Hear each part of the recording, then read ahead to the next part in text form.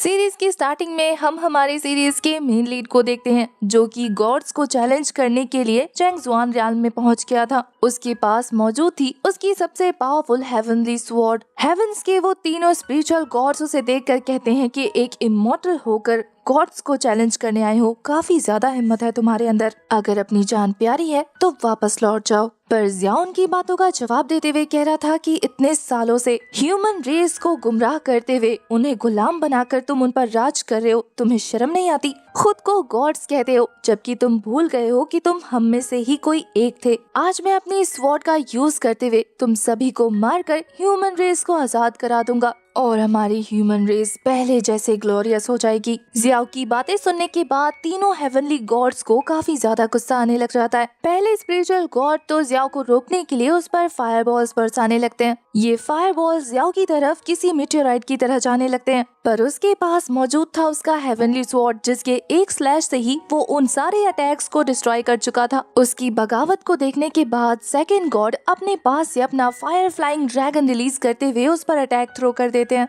Second God के attack को ignore करते हुए यहाँ पर जियाओ फर्स्ट गॉड पर काफी जबरदस्त स्लैश लगा चुका था, जिससे वो भी हिल जाते हैं। उस अटैक की वजह से जियाओ का ध्यान भटक जाता है। उतने में वो फ्लाइंग ड्रैगन उसके काफी पास आते हुए उसे निकलने ही वाला था। ऐसा होने से पहले वो साइड हटते हुए काफी दूर जाने लगा था, पर ये फायर फ्लाई ड्रैगन तो उसे तेजी से चेज करना स्टार्ट कर देता है। उस ड्रैगन की स्पीड बहुत ज्यादा थी, इसलिए चेज करते हुए भी वो जियाओ को एक बार फिर निकलने की कोशिश करता है, पर इस बार जियाओ उससे बचकर भागता नहीं है, बल्कि अपनी 7 हेवनली स्वॉर्ड का यूज करते हुए एक जबरदस्त स्लैश के साथ उस फायर फ्लाई ड्रैगन के टुकड़े टुकड़े कर देता है। उस ड्रैगन को निपटाने के बाद अब वो तेजी से उन गॉड्स पर अटैक करने के लिए जंप कर चुका था। हेवनली गॉड्स उसके अटैक को देखने के बाद भी साइड नहीं हटते, बल्कि वो उसके अटैक को ब्लॉक करते हुए कह रहे थे, अभी भी तुम्हारे पास एक मौका है, तुम हमारे सामने किसी चींटी से कम नहीं हो। अगर तुमने अपनी स्वॉर्ड के अटैक को घुमा दिया तो फिर हम तुम्हें जिंदा रहने का एक मौका देंगे। बस शर्त सिर्फ इतनी सी है कि तुम्हें ह्यूमन रेस के साथ साथ हमारे इशारों पर चलना होगा, लेकिन अगर तुमने अपने स्वॉर्ड के साथ साथ खुद को सरेंडर नहीं किया तो ह्यूमन पैलेस तुम्हें डिस्ट्रॉय करके रख देगा। ये बोलने के बाद गॉड्स अपने ऑरा को रिलीज करते हैं, जो कि बहुत ज्यादा पावरफुल था।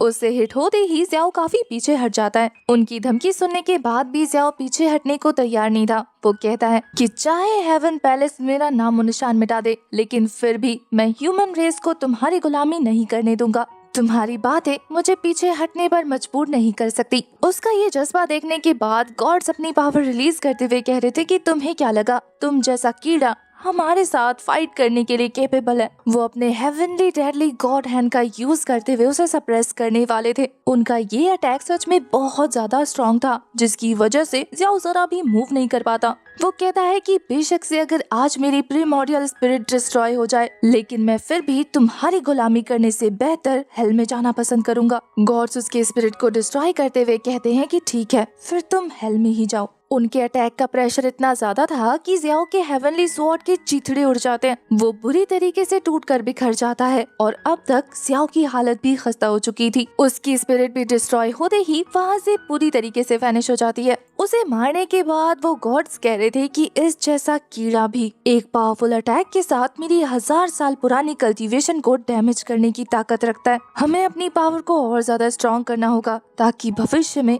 इस जैसा कोई दूसरा ना हो। उनकी बातों से ऐसा लग रहा था जैसे कि जियाओ का वो 7 हेवनली स्वॉर्ड अटैक इनके फाउंडेशन को ब्रेक कर चुका है। सीन शिफ्ट होता है और हमें स्पिरिट वर्ल्ड को दिखाते हैं, जहाँ पर अपीयर हो गई थी जियाओ की बॉडी, जो धीरे धीरे वहाँ पर मौजूद स्टोन की एनर्जी को एब्जॉर्व करते जा रही थी। अपनी आंखें खोलने के बाद जियाओ महसूस करता है कि वो मरा नहीं है, क्योंकि ये कोई हेल नहीं बल्कि ये जगह तो कुछ और लग रही है। शायद कोई टेक्निक जो कि पहले ह्यूमन क्लैन की ओरिजिनल हुआ करती थी, पर बाद में इसे एंशिएंट गॉड्स ने हथिया लिया। ये क्रिएशन पैलेस है, जहाँ से एक मिस्टीरियस आवाज आती है, 7 हेवनली स्वॉर्ड एम्परर, आप 10,000 सालों से बेहोश थे।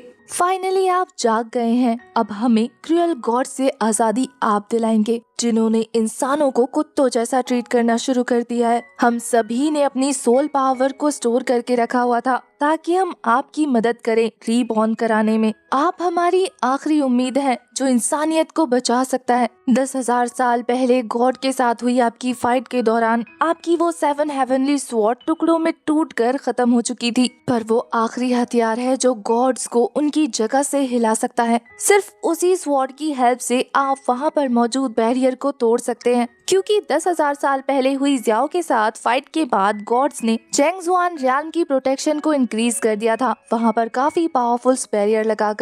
और उन बैरियर्स को तोड़ने की ताकत सिर्फ ज़ियाओ के वेंटियान स्वॉर्ड में है। वो वॉइस ज़ियाओ से कहती है कि अब आप रीइंकार्नेट करने वाले हैं, आपको अपनी कल्टीवेशन को बढ़ाकर उस स्वॉर्ड को ढूंढना होगा। उस स्वॉर्ड को दोबारा हासिल करने के बाद आपको गॉड्स को मारना होगा। हमारे पास इसके अलावा और कोई रास्ता नहीं। वो आवाज बहुत ज्यादा परेशान लग रही थी। ये कहते हुए वो इमोशनल भी हो जाती है। इसके साथ ही एक तेज रोशनी के साथ ज़ियाओ की सोल रीइंकार्नेट हो चुकी थी। अब नेक्स्ट सीन हमें लियुनचेंग सिटी का दिखाया जाता है, जहाँ के यंग मास्टर मारे जा चुके थे। उनके सर्वेंट्स को समझ नहीं आता कि आखिर उनके यंग मास्टर के साथ क्या हुआ, इसलिए वो उसे जोर जोर से आवाजें देते हुए जगा रही थी। तभी वहाँ उस यंग मास्टर युन हाओ के फादर आते हैं, जो अपने बेटे की ऐसी हालत देखने के बाद उन सारी मेट्स को चिल्लाते हुए पूछ रहे थे कि आखिर क्या हुआ है मेरे बेटे के साथ, वो इस तरीके से अनकॉन्शियस क्यों है। सारी मेट्स घबराकर जवाब देती हैं कि मास्टर, हमें नहीं पता कि यंग मास्टर के साथ क्या हुआ, वो तो हमारे साथ काफी खुशी से ड्रिंक कर रहे थे और फिर अचानक से कोमा में चले गए। तभी अचानक से युन हाओ ने अपनी आंखें खोली थी और हमें पता लगता है कि ये तो ज़ियाओ है जिसने उसकी बॉडी में रीइंकार्नेट कर लिया। उसे अपनी पास्ट लाइफ की मेमोरी साथ ही अपना वो मकसद अच्छे से याद था। उसे होश में देखने के बाद उसके फादर काफी ज्यादा खुश हो जाते हैं। वो उसे गले लगाते हुए कह रहे थे कि तुम्हें नहीं पता मेरे बेटे, तुमने मुझे कितना ज्यादा डरा दिया था, मुझे तो लगा कि मैंने तुम्हें खो दिया। यहाँ ज़ियाओ जो कि युन हाओ की बॉडी में है, अब से हम उसे युन हाओ ही बुलाएंगे। वो याद करता है कि वो जिसकी बॉडी में है वो इस पैलेस का यंग मास्टर है, साथ ही उसकी कल्टीवेशन बिल्कुल जीरो है। वो सोचता है कि ह्यूमन रियल में होने के बाद अब उसे अपनी कल्टीवेशन पर ही डिपेंड करना होगा।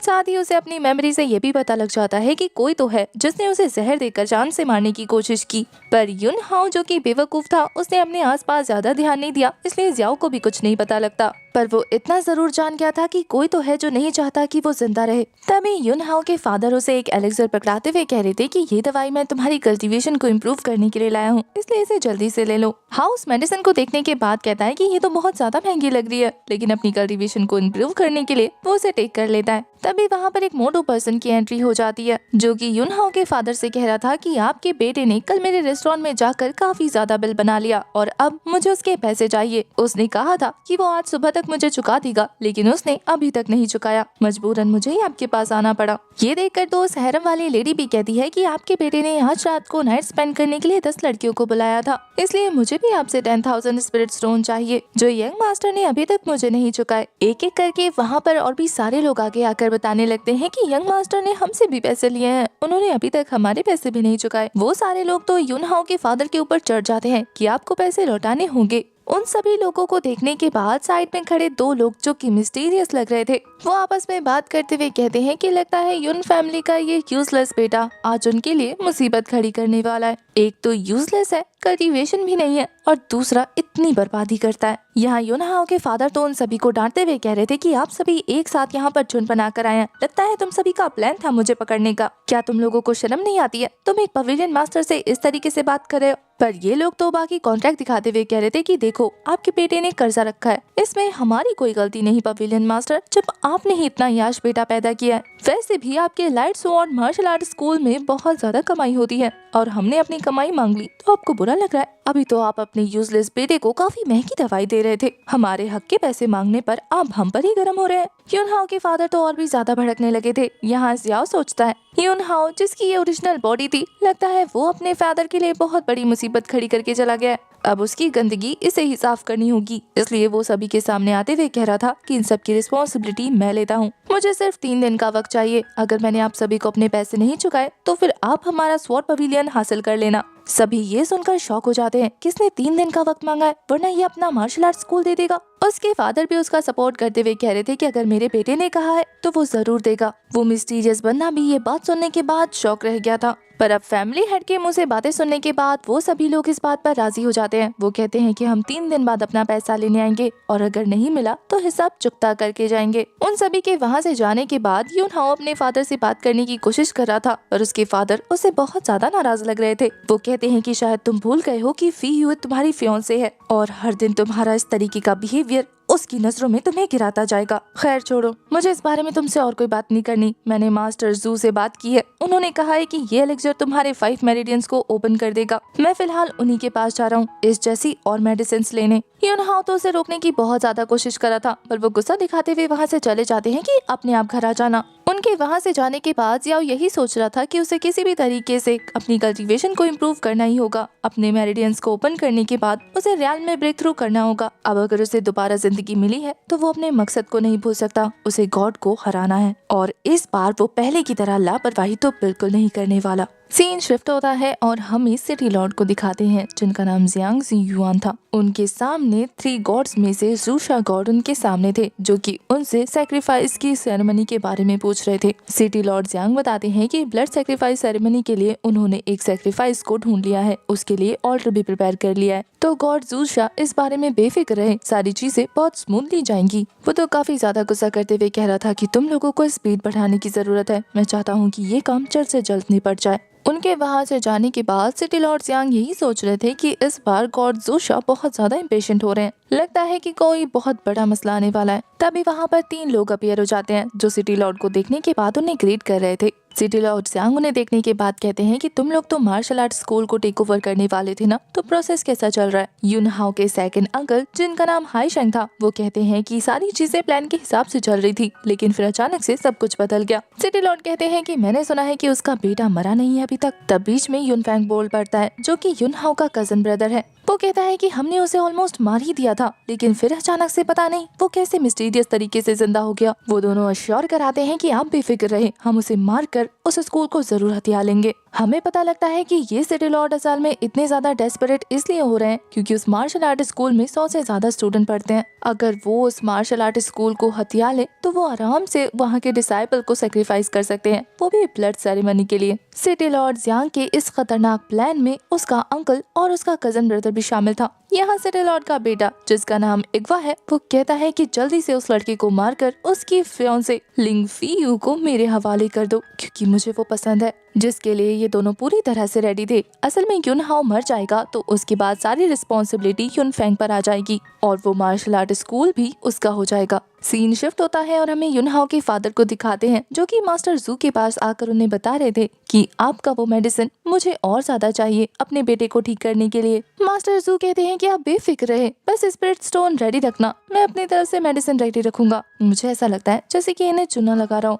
ये मास्टर यून हाओ की इलनेस का फायदा उठाते हुए शायद स्पिरिट स्टोन के लिए उन्हें नकली एलिक्सर दिए जा रहा है। हमें सिटी के बाहर माउंटेन का सीन दिखाया जाता है जहाँ पर यून हाओ प्रैक्टिस कर रहा था। काफी देर तक प्रैक्टिस करने के बाद वो कहता है कि इस लड़के की मेरिडियंस तो पूरी तरीके से टूटी हुई है, आखिर ये लेवल इंक्रीज करेगा भी तो कैसे करेगा। जियाओ समझ गया था कि यून हाओ शायद टूटी हुई मेरिडियंस के साथ ही बॉर्न हुआ है, इसलिए उसे ठीक करने के लिए उसे क्रिएशन फीस्ट का यूज करना होगा। वो फटाफट से क्रिएशन फीस्ट की तरफ पहुंच जाता है। सोल स्टोन मॉन्यूमेंट प्लेस पर पहुंचने के बाद वो धीरे धीरे उन स्टोन में से एनर्जी को एब्जॉर्ब करे जा रहा था। धीरे धीरे उसकी कल्टीवेशन से उसके मेरिडियंस हील होने शुरू हो जाते हैं और ये चीजें उसकी बॉडी अच्छे से फील कर पा रही थी। वहाँ की एनर्जी एब्जॉर्ब करते हुए वो ध्यान लगाकर धीरे धीरे अपनी मेरिडियंस को स्ट्रॉन्ग करते जा रहा था। उसके आसपास 5 स्पिरिचुअल बॉडी प्रैक्टिस करती है और धीरे धीरे वो उसकी बॉडी में एंटर हो जाती है। अपने मेरिडियंस को अच्छे से हील करने के बाद वो रियल वर्ल्ड में वापस आ गया था। उसके मेरिडियंस ओपन हो जाने के बाद उसकी कल्टीवेशन लेवल इम्प्रूव हो गई थी और अब वो ब्रेक थ्रू करते हुए की एंट्रेनमेंट रियाल्म की पीक तक पहुंच गया था। कल्टीवेशन करते हुए जियाओ को एक चीज तो पता लग गई थी कि यून हाओ की बॉडी अंदर से भी बहुत कमजोर है, उसे प्रैक्टिस करते रहना होगा ताकि वो इस बॉडी को स्ट्रॉन्ग कर सके। कल्टीवेशन के साथ साथ उसे अपनी फिजिकल हेल्थ पर भी ध्यान देना होगा क्योंकि इस लड़के ने सिवाय अय्याशी के और कुछ भी नहीं किया। अपने फिजिकल हेल्थ को इम्प्रूव करने के लिए वो डिसाइड करता है कि वो कुछ स्पिरिचुअल हर्ब्स यूज करेगा। वो ये सारी प्लानिंग कर ही रहा था कि तभी अचानक से एक बच्चा उसके पास आते हुए कह रहा था कि यंग मास्टर हमें जल्दी चलना होगा, मार्शल आर्ट स्कूल में एक पंगा हो गया है। ये बोलने के बाद वो डिसाइपल वहाँ से युनफेंग को बुलाने के लिए निकल जाता है। जियाओ अपने मन में कह रहा था कि युनहाओ, मैंने तुम्हारी बॉडी को बोरो किया है, इसलिए तुम्हारी फैमिली प्रॉब्लम को सॉल्व करना अब मेरी रिस्पॉन्सिबिलिटी है। ये बोलने के बाद वो फटाफट मार्शल आर्ट स्कूल की तरफ रवाना हो गया था। दूसरी तरफ हमें युनफेंग को दिखाते हैं जो अपने काफी सारे चमचों के साथ sword hall martial art school पहुंच गया था। अंदर एंटर होने के बाद अंकल लियूज का रास्ता रोक लेते हैं जो कि उस जगह को गार्ड कर रहे थे। वो कहते हैं कि बिना मास्टर की अनुमति के तुम में से कोई भी आगे नहीं बढ़ सकता, पर ये सभी तो फोर्सफुली आगे बढ़ने की कोशिश कर रहे थे। ये देखने के बाद तो मास्टर लियू उनके साथ फाइट करने लगते हैं, जहाँ मास्टर लियू की फाइट बहुत ज्यादा अमेजिंग थी। उनके मार्शल आर्ट मूव्स बहुत ज्यादा कमाल के थे। वो उन्हें सक्सेसफुली ब्लॉक करने में कामयाब हो जाते हैं, लेकिन तभी अचानक से वो मिस्टीरियस सा बंदा जिसे हमने पिछली रात को भी देखा था, वो मास्टर लियू को धक्का मारकर नीचे गिरा देता है और फिर इस मौके का फायदा उठाते हुए वो एक जानलेवा हमला करने वाला था। पर इससे पहले कि वो ये जानलेवा हमला करके मास्टर लियू को कोई भी नुकसान पहुंचा पाता, वहाँ पर युनहाओ की एंट्री हो जाती है जो इतने जबरदस्त बिजली के झटके देता है जिसे खाने के बाद वो बंदा चारों खाने चित हो चुका था। युनहाओ के पंचेस इतने ज्यादा जबरदस्त थे कि दोबारा वो बंदा सीधा खड़ा नहीं हो पाता। पिटने के बाद तो वो बंदा युनहाओ को धमकी देने लगता है कि तुझे तो मैं देख लूंगा।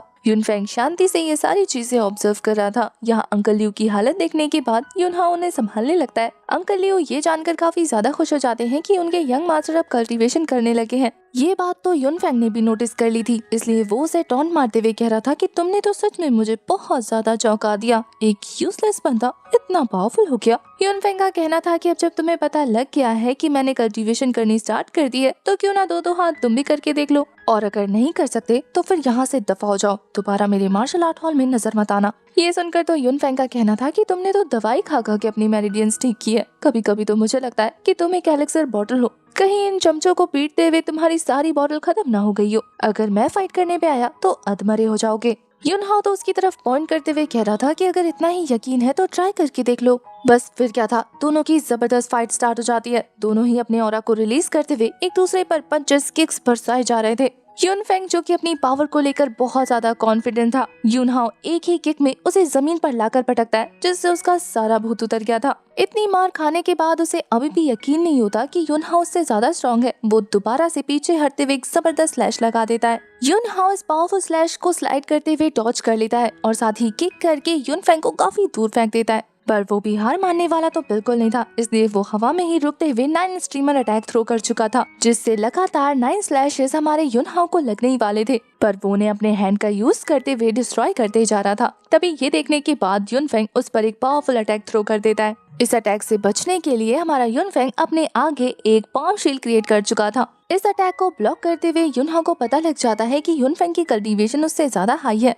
और वो अपनी वीक बॉडी के साथ इस तरीके की फाइट को ज्यादा देर कंटिन्यू नहीं कर सकता। हमें दिखाते हैं कि सच में ही युनफेंग की कल्टीवेशन बहुत ज्यादा हाई है। वो अर्ली स्टेज पर है ट्रू ह्यूआन रियल्म के। वो अपनी स्पिरिचुअल पावर को और भी ज्यादा फोर्स के साथ इंक्रीज करते जा रहा था, जिससे युनहाओ को उस अटैक को होल्ड करना बहुत ज्यादा मुश्किल होते जाता है। जबरदस्त प्रेशर की वजह से युनहाओ पीछे हटने लगा था और इसी मौके का फायदा उठाते हुए युनफेंग उस पर अपने फ्यूरियस फीस्ट का अटैक थ्रो कर देता है। ये अटैक बहुत ज्यादा खतरनाक था, अगर इससे युनहाओ इफेक्ट हो जाएगा तो उसकी जान भी जा सकती है। पर इससे पहले कि युनफेंग का ये अटैक अपना काम कर पाता, वहाँ पर लिंग फे आ जाती है जो अपने स्वॉर्ड के साथ काफी कूल एंट्री मारते हुए एक स्लैश में ही युनफेंग को काफी दूर कर चुकी थी। वो कहती है कि मैं लिंग फे क्लाउड पीक की तरफ से कहती हूँ, अगर तुमने इस फाइट को कंटिन्यू रखा तो फिर क्लाउड पीक इसके लिए एक्शन लेगा। युनफेंग को तो काफी ज्यादा गुस्सा आ रहा था क्योंकि उसका सारा प्लान चौपट हो गया। न चाहते हुए भी उसे दांत पीसते हुए वहाँ से वापस जाना पड़ता है। उन सभी के वहाँ से जाने के बाद लिन फई हमारे युनहाओ के लिए बहुत ज्यादा परेशान हो रही थी।